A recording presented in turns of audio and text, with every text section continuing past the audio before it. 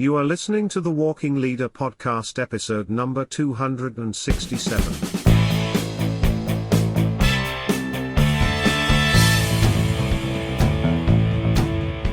Hello, I am your host, David Guerra, and I welcome you back to another episode of the Walking Leader podcast. As always, the Walking Leader podcast is for you, current and future leaders, to help give you the tools to help you succeed as a leader in your organization as well as in your personal life.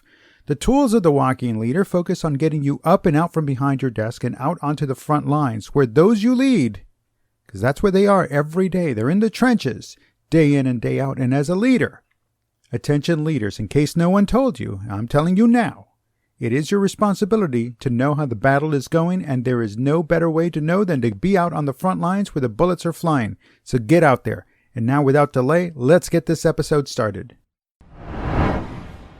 Stacking the odds in your favor is the best defined as, quote, to make it more likely for someone to win, succeed, etc. That's the Merriam-Webster definition.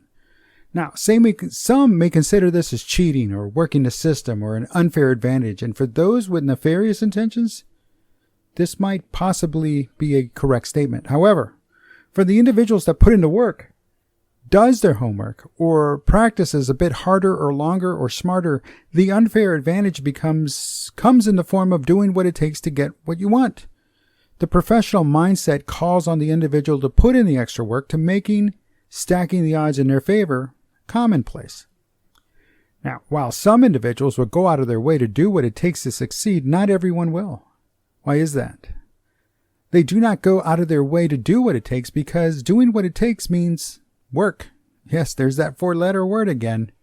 To the amateur, work means doing just enough to get a little in return. To the professional mindset individual, work means that it is exactly how you reach your end goal, how you reach your final results, a means to an end. The amateur sadly becomes discouraged when more practice is needed or required, while the professional revels in the opportunity to take another swing, run another route, read another chapter, or do what it takes to continue to sharpen their skills and hone their craft. Ultimately, it is all about the attitude and motivation they have within them. No outside force is going to change that. They're not going to change. It's not going to change what they have on the inside. Now, when the individual comes with a professional mindset, the expectation of changing and progress is what will happen because they have it in them. Therefore, they will lead their own change and do what it takes to stack the odds in their favor to ensure their own continued success. Unfortunately, the professional gets the raw end of the deal in that the amateur will only see the hard work as pure luck. It was founding father and former U.S. President Thomas Jefferson that is credited as saying, quote, I am a great believer in luck, and I find that the harder I work, the more I have of it, end quote. While most amateurs tend to stop reading just after the word luck, others do not know that there is more to the quote than what they believe it to be. While not all of them do, but for the most part, amateur mindset individuals do believe in luck.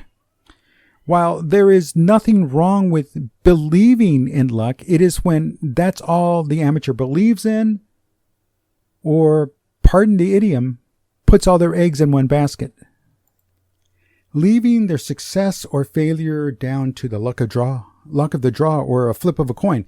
It's not something on which success can be built upon, or any kind of future for that matter. The randomness of luck and the commitment of going all in are more than times not a surefire recipe for failure. While it is acceptable to expect failure, it is most certainly not acceptable to guarantee it. So, of course, on the surface, no one with an amateur mindset will step onto a playing field, battlefield, or workplace with the intention of guaranteeing failure. By solely believing in luck, that does not provide any kind of assurance towards success. By going all in, the amateur can be assured that success is not in their future. Sure, and what I mean by all in is putting all their chips all in one number, roulette wheel. Sure, there are those very random few that luck continually graces them with its presence, but it's only for so long. And eventually luck will run out or catch up with them. And once luck runs out, then comes time to pay the piper. However, even the amateur will accept that to go all in one more time, well, they'll try it. And the amateur mindset individual would rather gamble for that instant gratification than to work and practice for the continued success that comes with getting better. That amateur-minded individual is the one that will strive for that one moment of glory that may never come, or that comes when the lady luck has finally decided to pay the amateur a visit. Again, and here's a great way. You've thought about this. Go to casinos. That's where you're going to find the amateur mindset individuals, because they're all there for that quick hit, that quick win, that instant gratification. Just one more time at the craps table, one more time on the roulette wheel. That's where you're going to find them. Those are the amateur mindsets.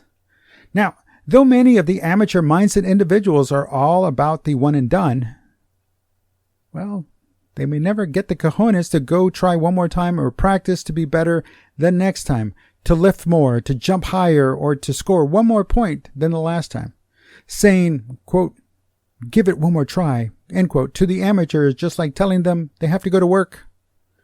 By now, I should have made it abundantly clear how the amateur mindset individual feels when they hear the word work. That four-letter word to the amateur is something that they have to do to put food on the table. We all have to put food on the table, therefore it's work is work, but to them it's a four-letter word. Thus, it never occurs to them to apply the word to their passion, to their hobby, to their favorite pastime, even if that pastime is a sport or something else. Even if it means stacking the odds in their favor, they have long adopted a mindset that questions anything that closely resembling work. Now, putting in the work to obtain the advantage is something for the other guy to do. For them, it is all about winning fair and square. However, when it comes to winning and losing, there is nothing fair and square about it. One either wins or one does not win. Second, third, fourth, or eighth place is nice to say and lay claim to, but it's still not winning. See, this might sound a little harsh, but know that no matter how the professional looks at the work she puts into stacking the odds, the amateur will take the mindset of resenting, quote, those who are superior to him and tries to find fault, end quote.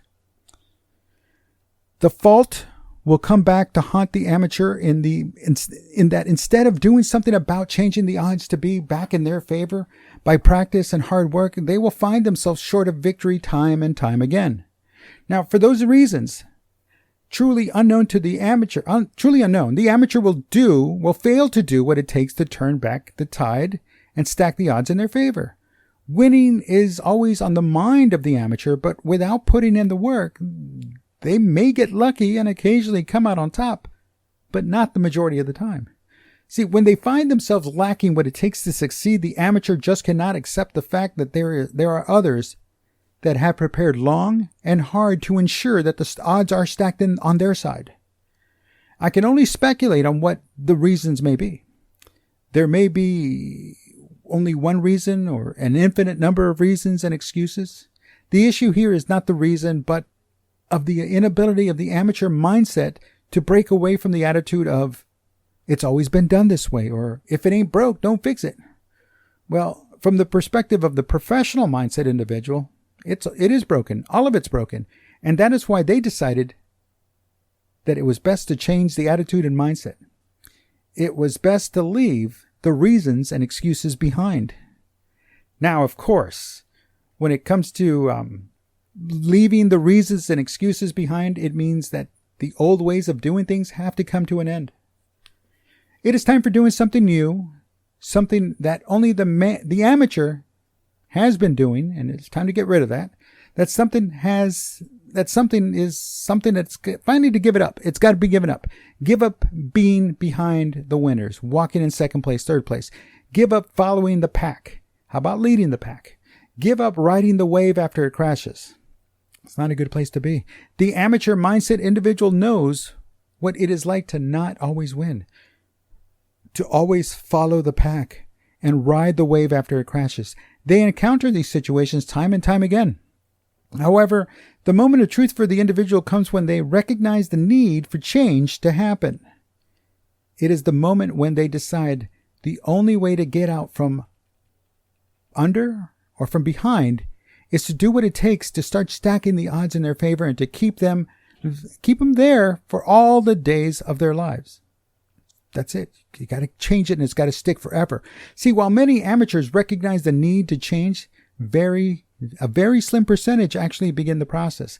Then an even smaller percentage of those that start actually succeed in creating and maintaining a professional mindset.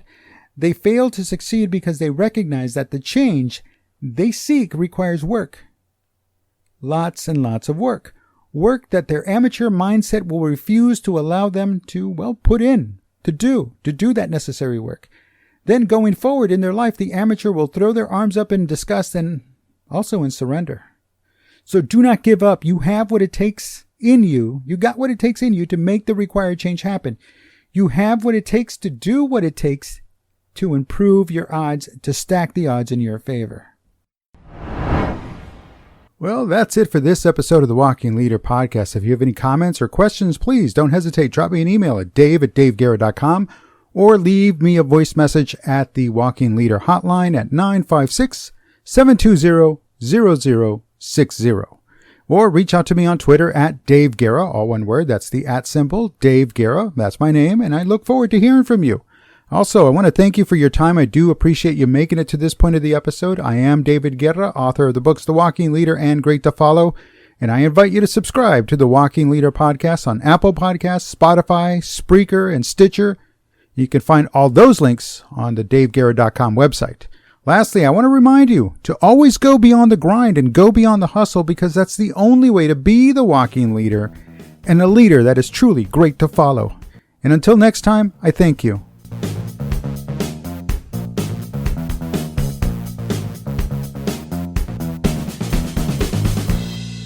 The Walking Leader podcast is a David Guerra presentation.